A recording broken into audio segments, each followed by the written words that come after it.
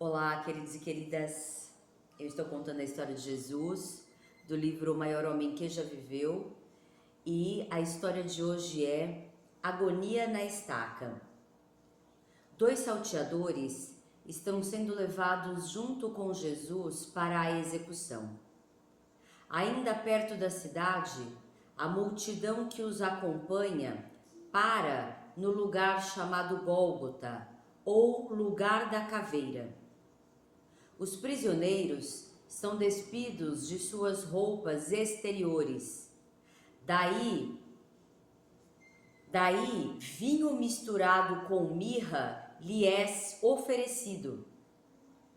Pelo visto, essa poção entorpecedora é preparada pelas mulheres de Jerusalém, e os romanos não a negam aos que vão ser pregados na estaca. Contudo, ao prová-la, Jesus recusa-se a beber. Por quê? Ele evidentemente quer ter pleno controle de todas as suas faculdades durante essa suprema prova de fé. Jesus agora é estirado na estaca com as mãos acima da cabeça. Daí, os soldados cravam-lhe grandes pregos nas mãos e nos pés. Ele se torce de dor à medida que os pregos atravessam a carne e os ligamentos. Quando a estaca é erguida, a dor é excruciante, pois o peso do corpo repuxa violentamente as chagas feitas pelos pregos. Todavia, em vez de fazer ameaças, Jesus ora pelos soldados romanos. Pai, perdoa-lhes, pois não sabem o que estão fazendo. Pilatos põe na estaca uma tabuleta com os dizeres: Jesus o Nazareno, o Rei dos Judeus. Pelo que parece, ele manda escrever isso não só por respeitar Jesus, mas por abominar os sacerdotes judeus, porque estes o forçaram a sentenciar Jesus à morte. Para que todos possam ler a tabuleta, Pilatos manda escrever em 3 idiomas: hebraico, latim oficial e grego comum. Os principais sacerdotes, incluindo Caifás e Anás, ficam consternados. Essa proclamação categórica arruína seu momento de triunfo. Por conseguinte, eles protestam: não escrevas, ó Rei dos Judeus, mas que ele disse: eu sou o Rei dos Judeus. Irritado por ter servido de joguete nas mãos dos sacerdotes, Pilatos responde com resoluto desdém: o que escrevi, escrevi.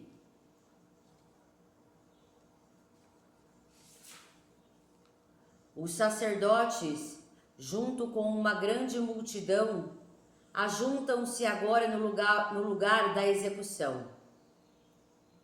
E os sacerdotes tentam refutar o testemunho da tabuleta. Repetem o falso testemunho dado antes nos julgamentos do Sinédrio. Não surpreende, portanto, que os que passam por ali comecem a falar de modo ultrajante, sacudindo a cabeça em escárnio e dizendo: ó tu, pretenso derrubador do templo e construtor dele em 3 dias, salva-te a ti mesmo. Se tu és filho de Deus, desce da estaca de tortura. A outros ele salvou, a si mesmo não pode salvar? Dizem em coro os principais sacerdotes e seus apoiadores religiosos. Ele é rei de Israel. Desça agora da estaca de tortura e nós acreditaremos nele. Depositou a sua confiança em Deus, que ele o socorra agora. Se ele o quiser, pois este disse: sou filho de Deus. Contagiados, os soldados também fazem troça de Jesus. Zombeteiramente, oferecem-lhe vinho acre, pelo que parece, segurando-o quase ao alcance de seus lábios ressecados. Se tu és o rei dos judeus, escarnecem, salva-te. Até os salteadores, um pregado à direita de Jesus e o outro à esquerda, o ridicularizam. Pense nisto, o maior homem que já viveu, sim, aquele que participou com o Jeová Deus na criação de todas as coisas, resolutamente sofre todos esses abusos. Os soldados pegam as roupas exteriores de Jesus e as repartem em 4. Lançam sortes para ver quem as ganhará. A roupa interior, contudo, é inteiriça, sendo de qualidade superior. Portanto, os soldados dizem um ao outro: não a rasguemos, mas deciclamos por sortes de quem será. Assim, sem o saber, cumprem as escrituras que diz: repartiram entre si a minha roupagem exterior e lançaram sortes sobre a minha vestimenta. Um dos salteadores reconhece a tempo que Jesus realmente é rei. Portanto, censurando o outro, ele diz: não temes absolutamente a Deus, agora que estás no mesmo juízo? E nós, deveras com justiça, pois estamos recebendo plenamente o que merecemos pelas coisas que fizemos. Mas este homem não fez nada fora de ordem. Dirige-se então a Jesus com o seguinte pedido: lembra-te de mim quando entrares no teu reino. E Jesus responde: deveras eu te digo hoje, estarás comigo no paraíso. Esta promessa será cumprida quando Jesus estiver reinando no céu e ressuscitar este transgressor arrependido para a vida eterna, para a vida na terra. No paraíso que os sobreviventes do Armagedon e seus companheiros terão o privilégio de cultivar. Bom, essa é a lição de hoje. Jesus então é crucificado, né? Ele recusa-se a beber, né? A poção ali entorpecedora, né? Provavelmente pela dor realmente excruciante que é, né? Só que ele não se entorpece. Ele, pelo contrário, né, ele sabe e ele exerce fé absoluta naquilo do qual ele veio mostrar, ele veio passar e ele veio trazer, né, para a humanidade. E que assim a gente olhe também, né, para as nossas vidas, porque na maioria das vezes e muitas das vezes, primeiramente inconscientemente, a gente busca se entorpecer, né, devido às nossas dores emocionais, né, que carregamos e que a gente ainda não trouxe, né, para o consciente, a gente ainda não buscou olhar este passado, né, com consciência, para que a gente possa transformar essas dores em, em fortalezas, né, essas dores em verdadeiros aprendizados para a nossa vida. Ah, mas eu tenho que aprender com os abusos que eu sofri ali na infância, né, com os castigos, né, com as ameaças. Não, o aprendizado está no lugar da coragem, da amorosidade, da compaixão, né? O aprendizado está no lugar do desenvolvimento das virtudes, da temperança, onde eu domino, de repente, um ódio tão grande que eu tenho dentro de mim pelo que eu passei, né, na minha infância, na minha vida. Eu domino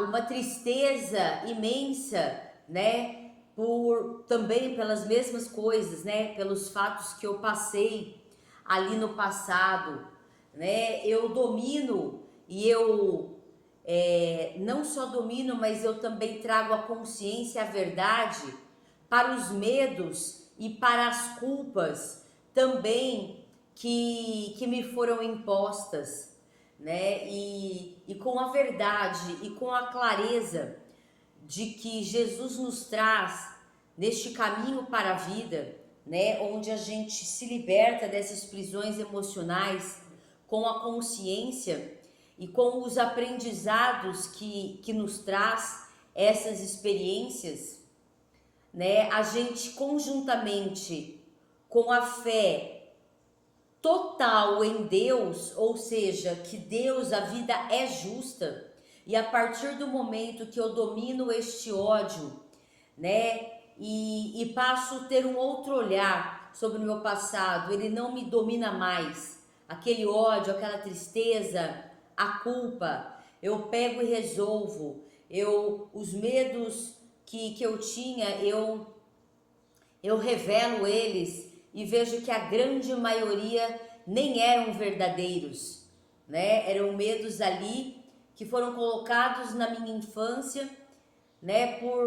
Pelos medos dos meus pais, numa reprodução automática, né? Por uma superproteção, por coisas que eles acreditaram e repassaram, né, por não conhecer o desenvolvimento do ser humano e nem ainda ter a consciência, o autoconhecimento, né, o conhecimento sobre si mesmo, sobre essas crenças, então foram repassadas. Né, enxergo o impacto disso na minha vida e me coloco numa decisão e numa ação de mudar, né? Eu me coloco na vida, né, me posicionando mediante esses medos que muitas vezes são inverídicos, né, e os enfrento, eu vou lá e faço, né, o que eu tenho de fazer. Eu me posiciono nas relações, né, não sendo mais vítima, ou seja, sem força, né, interna para me posicionar, e eu também não caio numa vingança, né? Eu me coloco na verdade, né? Porque a verdade é a que realmente liberta, e não eu cair, né, na vingança de querer prejudicar o outro, de querer culpar o outro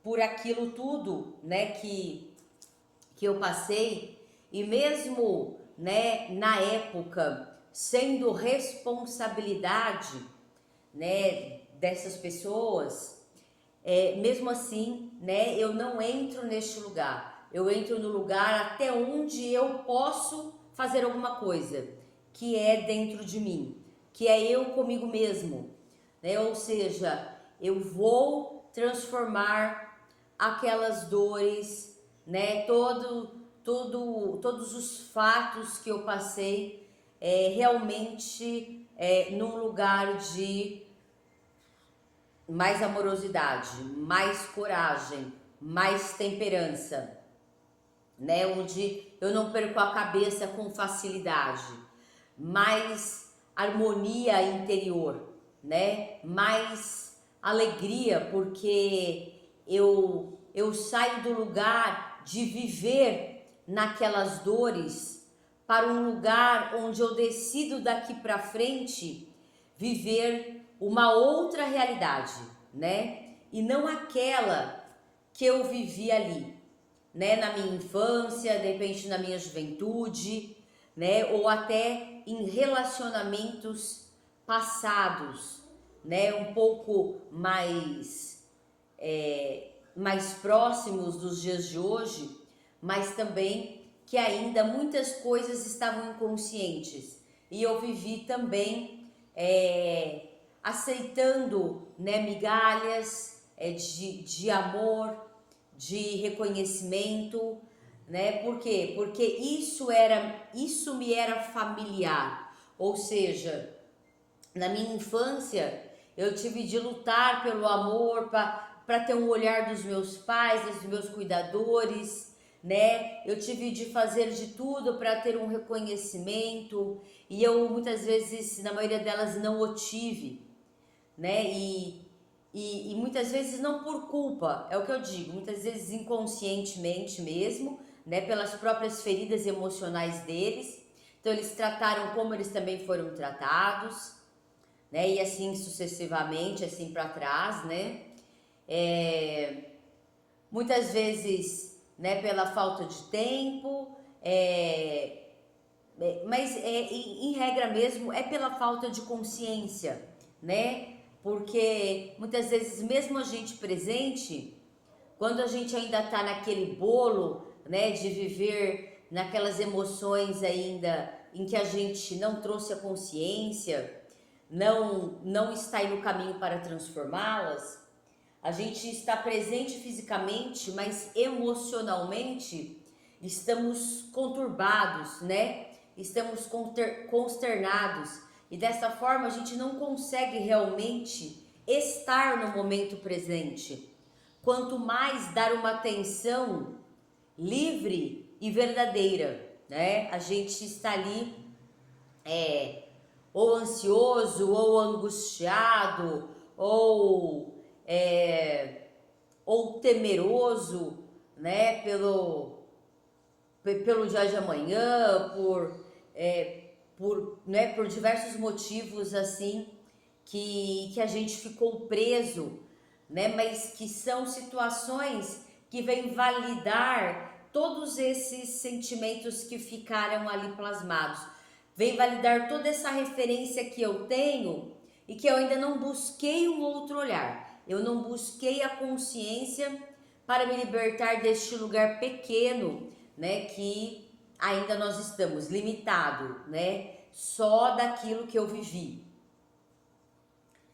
Então, a gente busca se entorpecer de inúmeras maneiras para que a gente não encare, né, essas dores emocionais, não encare as relações, né, como a gente tem que se posicionar, para que a gente não encare os nossos medos, né? Então, para que a gente não precise ir lá e enfrentar e fazer o que a gente tem que fazer, então a gente vai beber, né? A gente vai se distrair na internet, nas redes sociais, né? A gente muitas vezes vai se distrair, né? Através de pornografia, através de um consumo excessivo, seja de alimentos, seja de qualquer outro, roupas, qualquer outro tipo de consumo excessivo que só vem para tentar suprir um vazio que não vai ser suprido desta forma, né?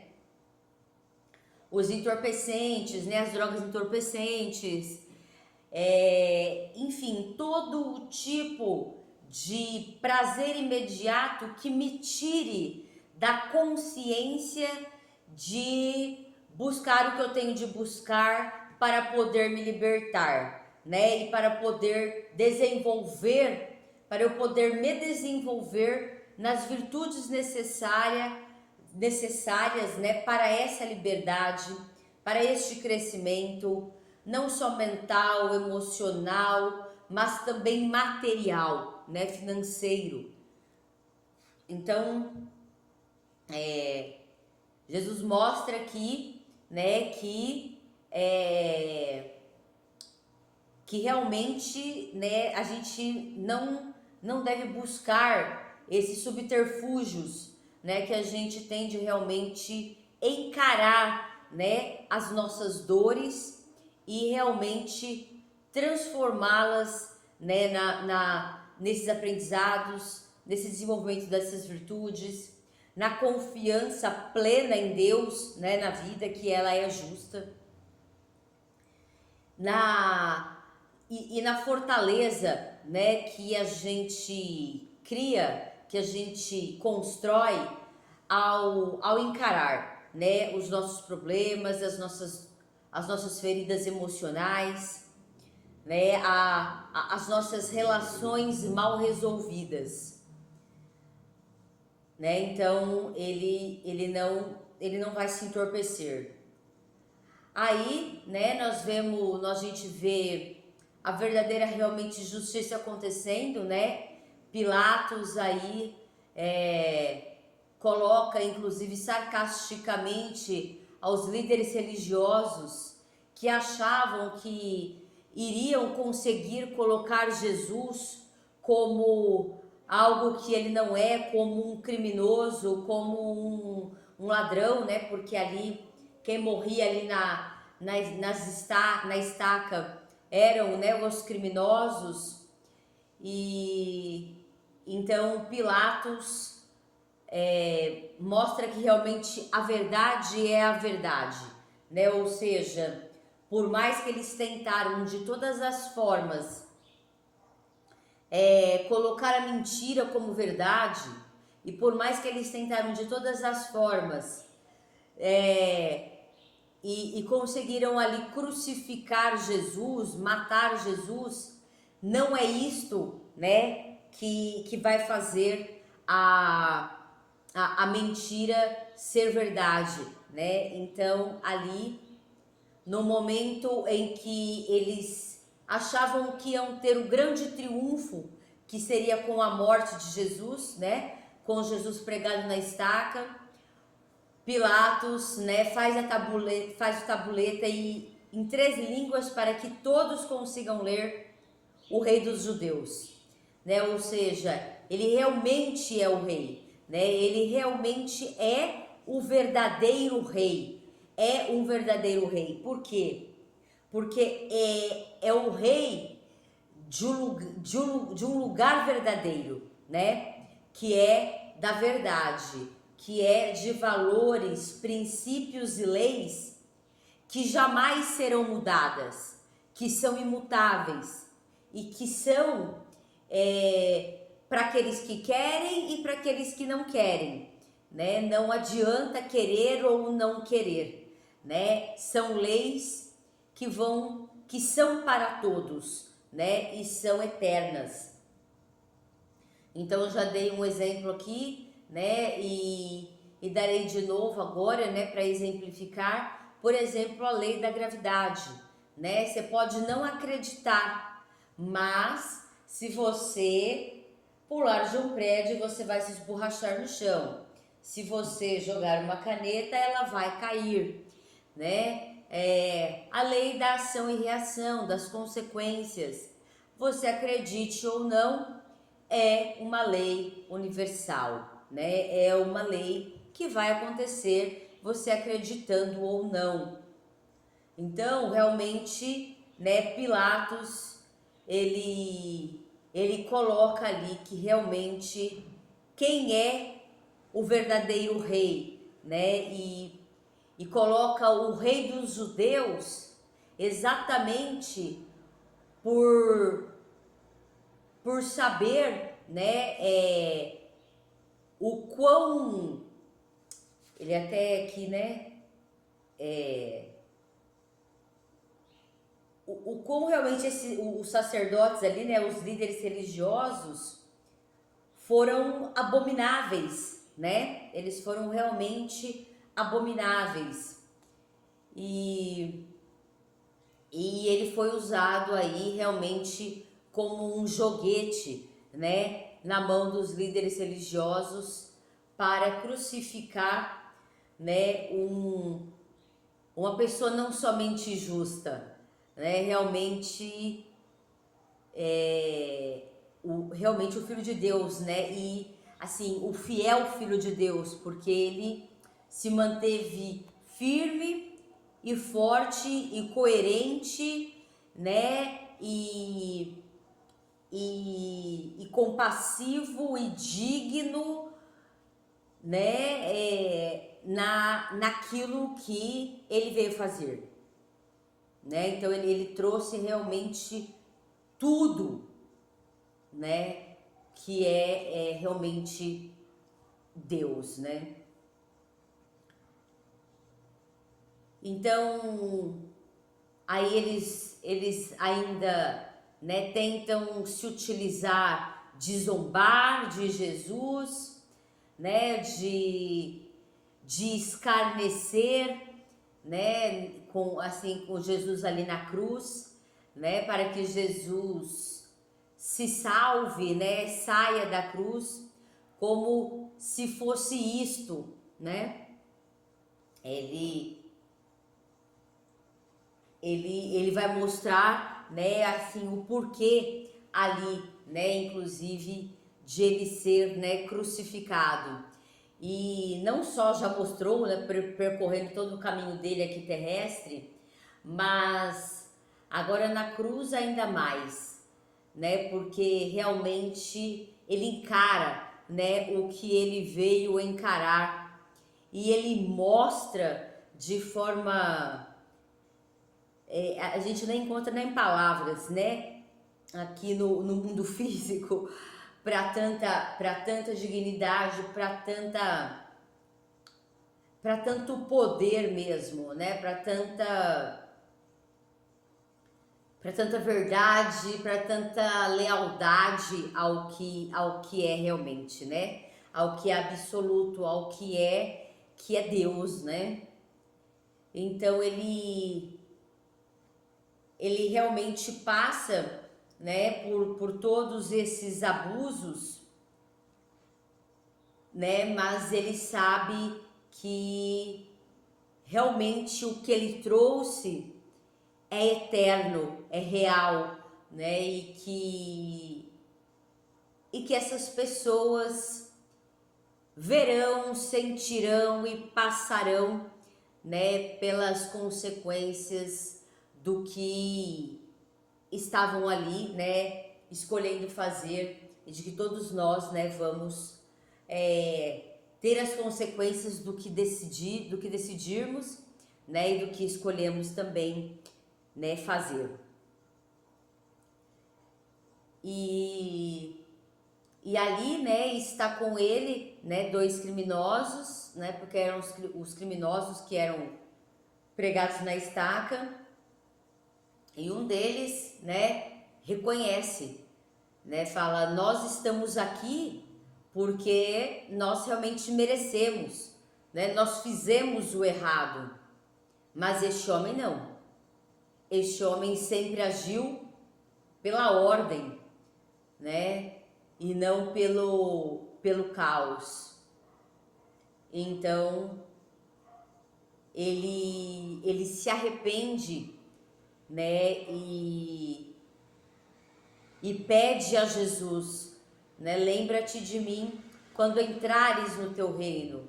Então aqui, mais uma vez, Jesus mostra que todos nós podemos se arrepender, né? Que todos nós façamos isso, inclusive, para que a gente possa ter a compaixão de Deus, a compaixão de Jesus, né, para conosco, para que a gente possa retomar, né, o caminho e a gente possa fazer diferente, né, que a gente possa realmente ser melhor, né, que a gente possa realmente transformar as nossas sombras, né, que a gente possa realmente aprender e mudar a nossa trajetória. E ele não só trouxe, né, esse ensinamento e esta prática ao longo da caminhada dele aqui na terra, mas ali, né, na própria cruz, com um dos criminosos, né, ele mostra que a pessoa, né, que todos nós, que verdadeiramente, se a gente de verdade nos arrependermos, né, a gente vai ter sim, né, uma nova oportunidade, né, novas possibilidades, que a gente vai ter realmente a oportunidade de viver, de construir uma nova realidade, né, e de realmente seguir, né, um novo caminho, que a gente não está fadado à destruição, né, se assim, de todo o nosso coração, a gente quiser, né, outra coisa para nós. Realmente o caminho aí para a vida, né, o caminho aí de Deus. Então, hoje é isso. Se você gostou, deixe seu like, compartilhe com as pessoas aí que você sabe que queiram o exemplo de Jesus nas suas vidas. E se você quiser receber mais do meu conteúdo, se inscreva no canal e ative o sininho para mais notificações. Um grande beijo, um grande abraço e até a próxima!